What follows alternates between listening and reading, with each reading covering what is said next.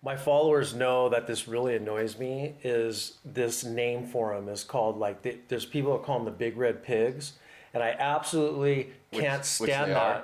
that. They are, but when you grow up on the West Coast and Johnny Campbell wins multiple championships on a 650, it's called the Dominator. And the BRP, the Big Pig, pigs don't win championships, right?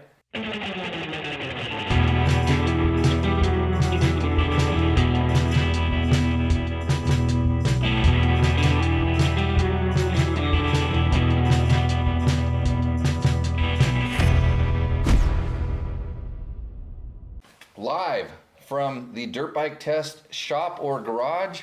This is Tech Talk Taco Tuesday number 9.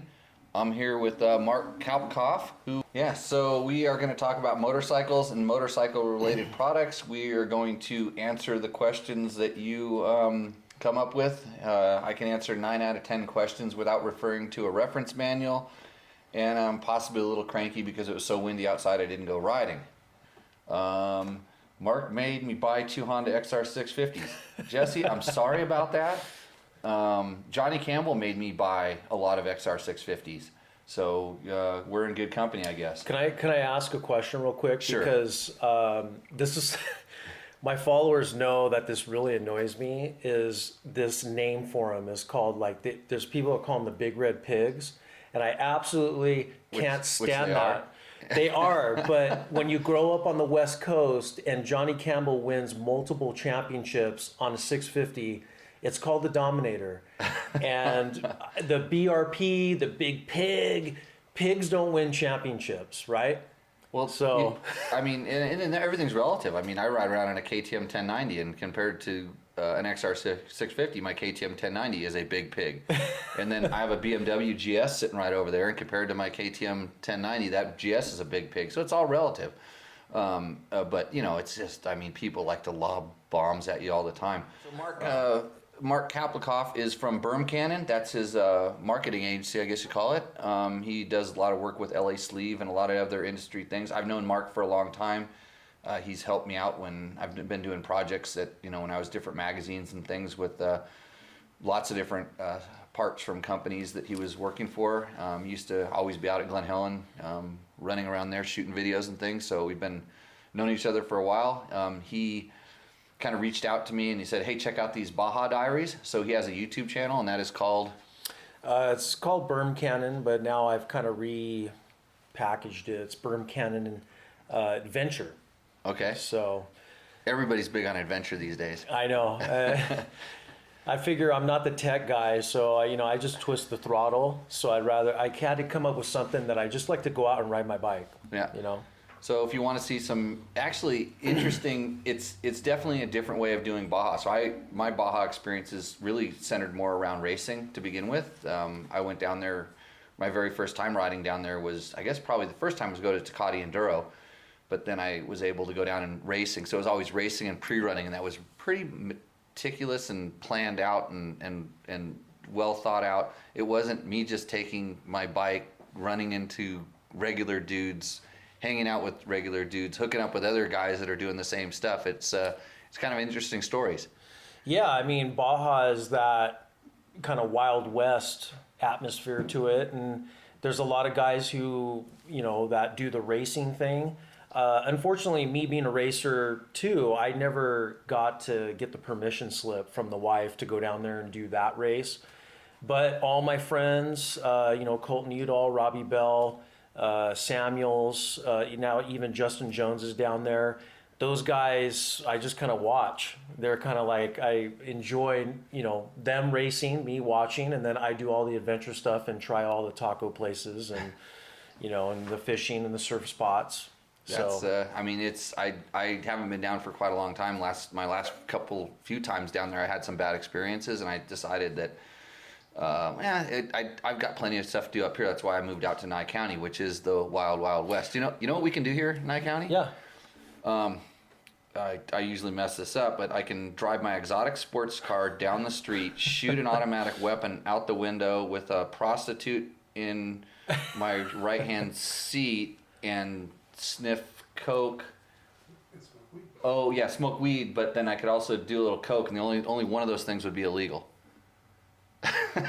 Thing that he's getting beat up by KTM 690 and Husky 701 owners. Well, it started from me posting. I had this thing. I'm like, I'm going to do a bike review, and That's a big mistake. I know, of course, and all my magazine guys, I should know by watching you guys get torn apart from letters, and so I decided to do a video review. I spent a weekend riding a friend of mine, Husqvarna, right? Is that how you pronounce it? Husqvarna?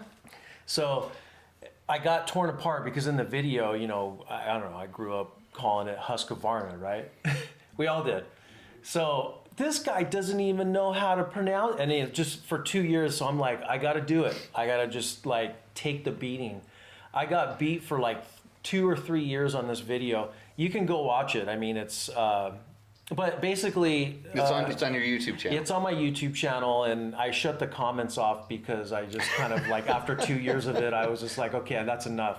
No, you got to turn them back on this week. You know what? I think I will. Turn them back on, and maybe I'll take a look at them, and I'll try to answer some. Because here's something that I actually share with them. I mean, when we were not joking about this today, it's like, that is a bike, the KTM 690 Husky 701 is a bike I'm not very fond of. And we talked about it. I think it's a great street-going single-cylinder motorcycle. Right, I agree. I think it has one of the best, large displacement 600, 700 cc, 650 cc, like an XR650, which we'll talk about in a second. 650 cc has a great motor. I mean, it's got really good power. It's got that big one-lunger feel, and it revs. It's zoomy and it goes good. I just think something went wrong in the translation when the chassis started getting built, and then they said, "Oh, we only have this much room for the shock, and we're going to put all the gas up high and in the back." Right.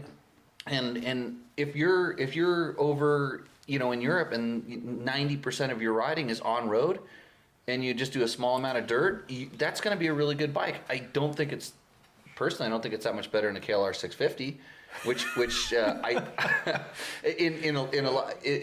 Send the comments here, everybody. Send the comments here. That is a comfortable motorcycle. Yeah. And a third of the cost maybe, but I mean I used to get in the same battles with the guys that were talking about the BMW F650. Because I used to be a BMW rider and racer, and I hated this BMW F650. I just didn't, because guess what? It had the gas tank up high here in the back, and it had this Rotax motor that wasn't nearly as good as the KTM motor, and it was ridiculously expensive, and it had ABS that didn't work very well, and so just beating it up. But you could just go get a KLR and you'd be happy. And I mean, if I really wanted to go adventure touring on a budget, at a leisurely pace, really taking the sights and stuff, I would have no problem doing it on a KLR, because it comes stock with a big giant gas tank. True. And it's got a mushy seat and mushy suspension. And it's a lot cheaper. Yeah. So 35 horsepower maybe.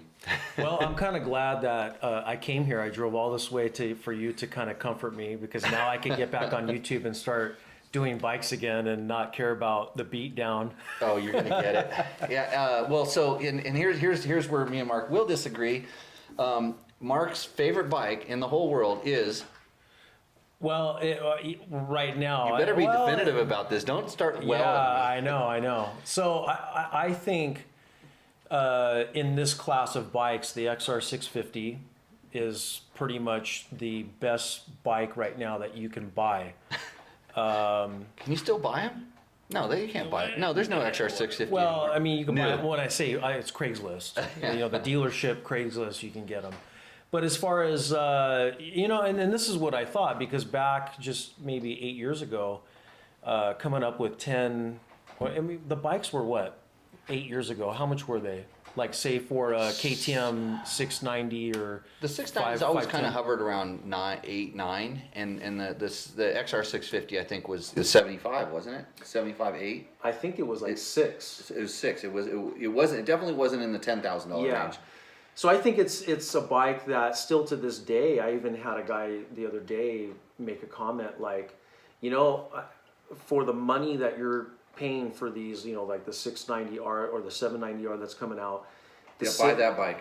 They're sold out. The XR650 is still for the bang for buck. You can get one on Craigslist for 27 to 31. and it's a tank. It'll run forever, and and so for adventure riding, dual sporting, if you can get one that's If you can get it plated, street legal, yeah. yeah. So here's the fun thing about that. So it's not a street legal bike. It's a great Baja bike. There's no doubt about it. I remember when they started, they quit racing the 650 and went to the 450X, and I rode one of the race 450Xs, and I had ridden the 650 race bike. I'm like, I just don't like it as much. It was different, but then the courses were changing and Right. other stuff. But I own one. I still have one. It's parked right over there. I got a big giant tank on it, and that bike's made 7 or 8 journeys across the Altar Desert, which is all sand dunes from San Luis down to El Golfo. Huh. And I used to ride around here. It was Heather, my wife, would ride a lot of times when we would go adventure bike riding. I'd ride my KTM 950. She would ride the XR650, and it was completely capable, would keep up, do all that stuff. But I do not think it's my favorite bike. I used to like XR400s, and I would tell everybody that's the best bike ever, because after 10 minutes, and this is a true statement, after 10 minutes when I'm riding a bike, I kind of don't care what I'm on anymore. I try to tailor my ride to the bike I'm on. Yeah. And I kind of understand the capabilities, and I don't try to outdo the capability. Like, I don't go single track trail riding on my adventure bikes, and I don't take my KTM 200 on adventure bike rides. Right. So my current favorite bike is, here's where I'm gonna move my mic out of the way. Is my Husqvarna 570. That's right there, my Husqvarna 570, and actually I'm gonna move this way. There it is. Look at that guy right there. In its glory. It's lingering. I have 2 of them. I got 2 of those things. The reason it's because it has a motor in it that it's like, so it's not same range too, but it's got like so much more horsepower. I mean, you should see the tire on that thing. The knobs are literally shredded.